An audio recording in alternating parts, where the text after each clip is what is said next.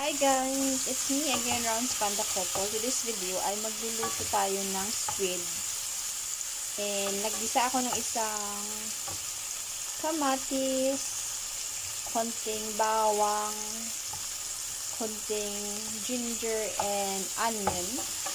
Mag-adobo tayo ng squid.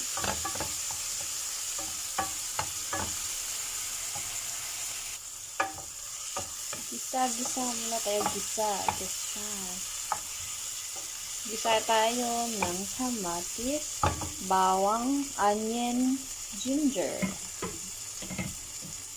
And after that, ilagay natin ang ating squid game.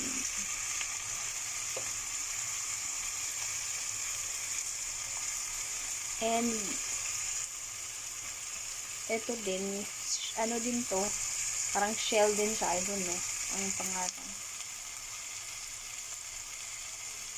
And, ihaluin natin. Haluin. Trivia guys, hindi ako kumakain ng squid. Pero nagluluto ako ng squid. Trivia, hindi ako kumakain ng squid. At nagluluto ako ng squid. Yung trivia lang guys, hindi ko lang kinakain to. Yung mga katawan nito. Pero, nagtitaste naman ako ng ano. Hindi ko lang talaga kaya kainin yung squid. Yun. Yun ang reason. Pero, yung sabaw, okay lang naman. Hindi naman yung squid. Kahit may taste na ano, basta ayaw ko lang kainin to.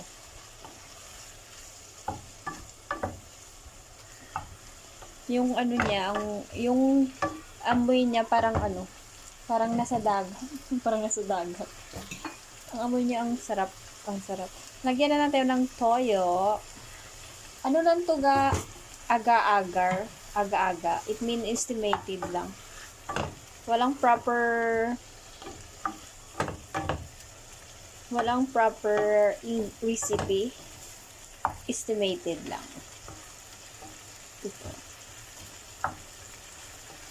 Estimated lang. Ano lang. Kung sa mga Singapore pa, aga-aga lang. I'll just put a little bit of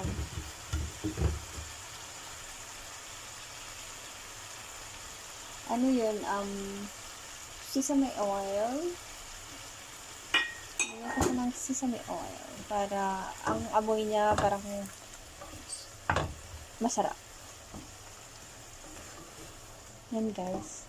And pakuluan lang natin, and after that takpan. Kasi lagyan ko siya ng sauce, ng spicy sauce. We cook Korean style squid game. Squid game. Guys, takpan muna natin. Hindi ko pa siya titimpla. I just put soya sauce. Lutuin natin, and then prepare ako ng chili for this squid game. Yan na guys ang ating squid. Squid game. Yan ang ating squid games.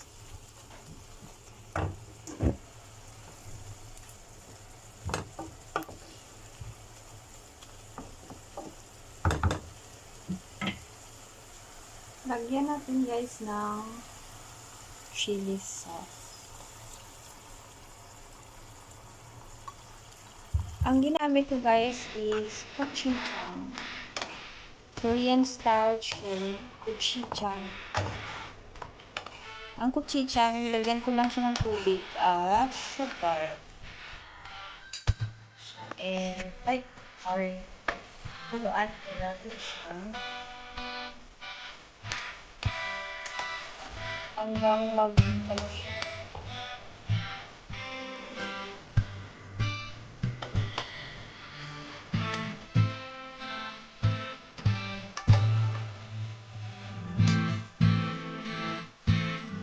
Ito ang ginamit ko for Korean gochujang. Hot pepper paste. Korean style. Guys. Dahil nilagyan ko lang konti lang ha, pati sugar.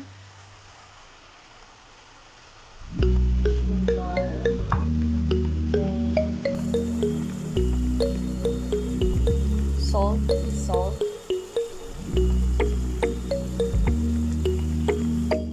Lagyan ko din siya ng mushroom seasoning para may taste din siya.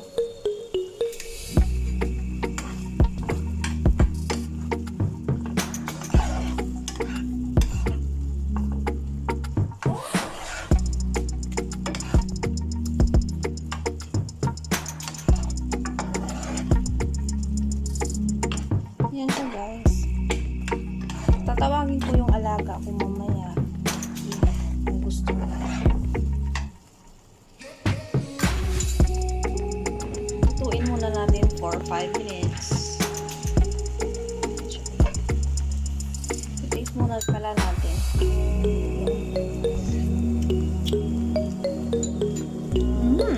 Sarap. Manghang siya, kunting ano lang, kunting apoy lang. Konting apoy doon na. Kunting apoy. And kanina nagluto ako ng pansit. Hindi pa siya naman. And our dish today is only this one and the pansit and the rice. I will eat the pansit because I didn't eat this kind of food, seafood. Maghintay tayo guys.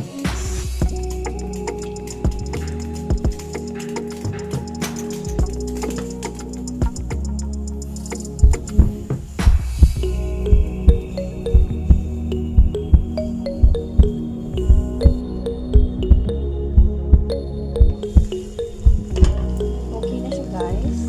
And lagyan natin ng puting sesame oil para parang pang taste ko nila.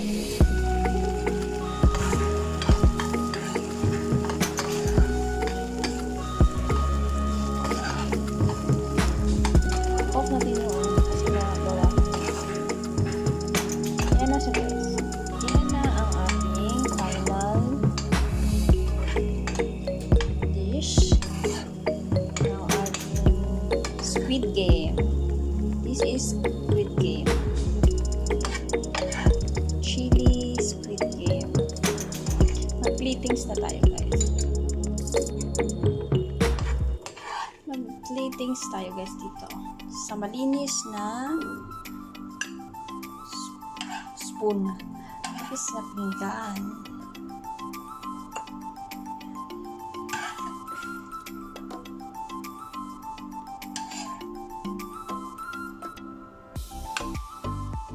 Niluto natin ay squid game and some of shell. I don't know what kind of shell.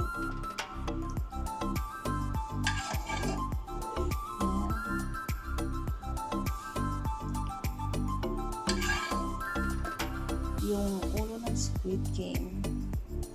Yan ang ulo ng squid game.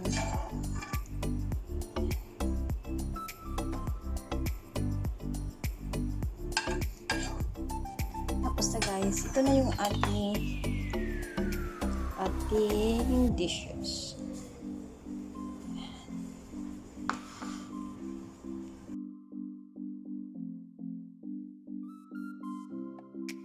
Guys, tapos na yung video ko sa squid, pero kulang yung video ko, yung length ng video ko, and then I decided to add, magpiprito ako ng cheese stick na ginawa ko kahapon din, and ito yung aking cheese stick, nasa baunan, and ang hirap buksan.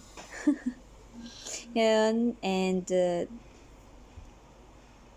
ayan, bubuksan ko na. O, yan, nabuksan ko na. And, yan ang cheese stick ko kahapon. We'll see if maglabas yung cheese na sa loob. I'm not sure. That is just my cheese stick. And, siguro mga 5 lang ang lulutuin ko. Kasi ako lang naman kakain. And, nagboil ako ng itlog. Now guys, mag-umpisa na tayo magluto ng cheese stick. Ayan guys, parang mainit na yung ating kawali at itlagay na natin ang ating cheese stick. Yan, sa mainang apoy lang para hindi siya masunog. And I decided to cook 5 pieces only. Kaya ako lang naman yung kakain. And isa pa. Okay. And then 1, 2, 3, 4, 5. 5. Yan isi-save ko mamaya.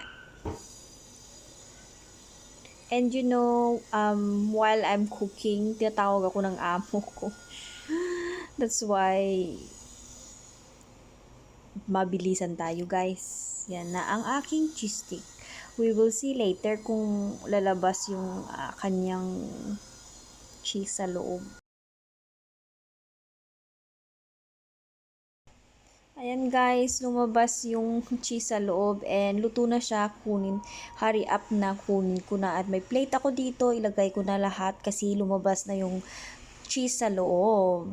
O see, nakikita nyo naman, lumabas na. Kasi tinawag ako ng amo ko na she asking something for me. Then, kailangan kong i-off na hindi. Kailangan ko siya puntahan muna pag kukunin yun. Nasubrahan siya sa luto. Kasi tinawag ako ng amo ko. Di sino may kasalanan ng amo ko? Charot lang. And guys, yan lumabas yung yung cheese niya. But it's okay. Okay pa lang naman siya eh. Masarap pa din siya. Ayan guys, luluto ng ating cheese steak, I mean. And now, ito try na natin. See you guys. Ito guys, ito try ko na yung cheese stick na niluto ko. Mainit pa. Mainit. Sarap siya. Crispy siya. Pero wala ng cheese sa loob. Ako lang nang kumakain. Ayaw nilang kumakain ng Filipino style na ang arte-arte kasi nila charotis. Ara yung cheese steak ko. Sarap, hi everyone. Hindi ko na pinakita yung mukha kong pangit ko Charot. Sarap. Ang sarap guys. Pwede nyong lutuin din to. Sarap siya. Ang init pa nyo. Kasi may cheese sa loob. Sarap. Ito yung cheese stick ko. Mamaya yung naiwan ko. Ang init daw. Ang init. Oh my God. Ang init. Sorry, guys. Ang init ng cheese steak. Yung naiwan mamaya is ilulutuin ko din. Para lang sa akin. Yan guys, yung cheese stick ko. Tapos na po, yan lang. Yan lang naman yung yung inad ko sa video ko kasi hindi na siya kasha yung yung squid. And now, patapos na. Thank you guys. Bye. I love you. Thank you everyone.